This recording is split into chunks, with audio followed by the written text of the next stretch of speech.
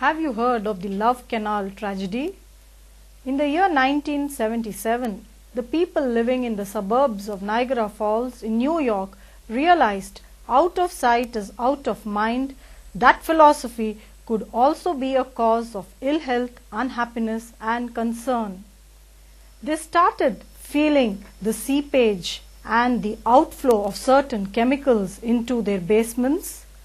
This chemical got mixed with groundwater. Foul chemical smell was felt all around, and this was due to some deadly toxic waste that was sealed in steel containers decades ago.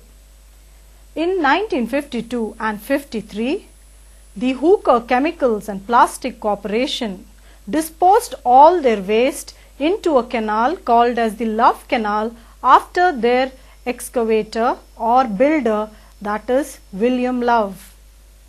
Later this company covered that area with clay, topsoil, and sold that plot of land to the Niagara School Board. A primary school was set up there. Gradually the school grew bigger and bigger. More children joined. People made homes nearby in that 10-square land area. But there was a rise in ill health. Children experienced burns while they played on the fields. In the neighborhood, cases of abortion became more heard of. Respiratory problems developed. Many things happened. People complained, but official apathy neglected any action.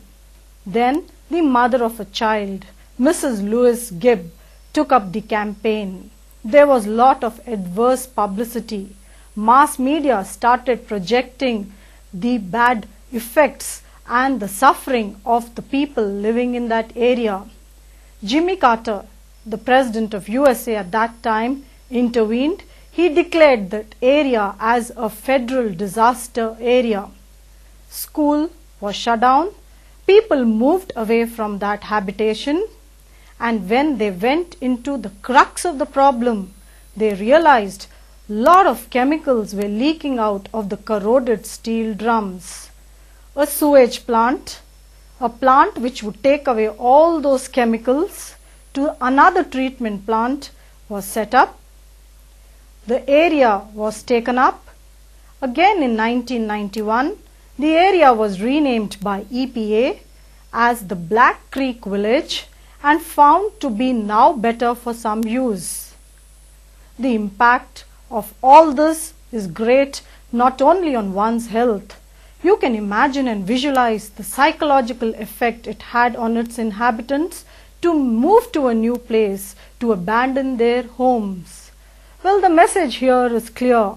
Prevention of pollution is always better than trying to clear up the pollution that man makes out of his numerous activities. Industrial progress and growth has resulted in the formation of a number of hazardous, toxic, carcinogenic waste, which is becoming a great problem to tackle.